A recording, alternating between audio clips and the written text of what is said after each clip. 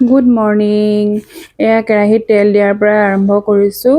দুপৰীয়াৰ ভাত বনাবলৈ লৈছোঁ। সেয়েহে এয়া মিক্স ভাজি এখন বনাব লৈছোঁ। কবি, ৰঙালাও, মূলা, আলু, নিউট্ৰেলা দি এফালে বইল কৰি ৰাখিছোঁ, এফালে কেৰাহীত তেল দিও ৰাখিছোঁ। এয়া তেল গৰম হৈয়ে গৈছে, পিঁয়াজ দি দিলোঁ।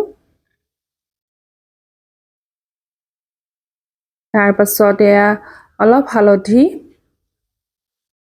সেয়া চব্জিখিনি দি দিলোঁ। তাৰপাছত অকণমান সময় মই লৰাই কবি পাতবোৰ জহি যাবলৈ দিম।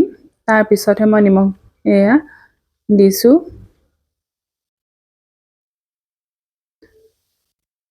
লৰাই আছোঁ ভালদৰে, যাতে নিমখখিনি চবতে লাগি যায় আৰু, হয় নাই বাৰু?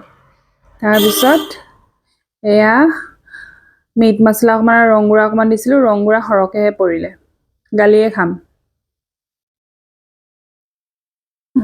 এয়া হৈয়ে গৈছে আৰু মোৰ চব্জিকণ। অলপ লৰালৰি কৰিছোঁ আজি, ল'ৰাৰ ডান্স স্কুলো আছে, সোনকালে খুৱাই বুৱাই লৈ যাব লাগিব। সেয়েহে ধনিয়া পাতো অকণমান দিছোঁ। ল'ৰাই কিন্তু ধনিয়া দিলে নাখায় আকৌ দেই, খুব বেয়া পায় ধনিয়া। এয়া হৈ গ'ল মোৰ এয়া থালি দুপৰীয়াৰ। এফালে আকৌ ল'ৰাক টিভি চাই আছে, ভাতকেইটা খুৱাবলৈ আহিলোঁ। ভাত নাখায়, তাৰ গাটো বৰ এটা ভাল নহয়, চৰ্দি লাগি আছে, মুখখন বৰ এটা ভাল নহয়। সেয়েহে লগত ময়ো খাই আছোঁ, কাৰণ তাক থ'বলৈ যাব লাগিব যিহেতুকে, কাৰণ দেউতাকে দোকানত ৰখিব লাগে।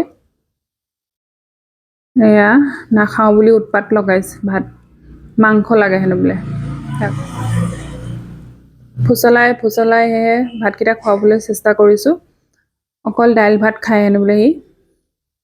যিয়ে নহওক, ভাত কেইটামান খালে পেটটো ভৰি থাকে। চৰ্দি কাহ হৈ আছে। এইফালে বেটাক থৈ আমি অকণমান ওলাই আহিছোঁ। ভিডিঅ'টো আজিলৈ ইমান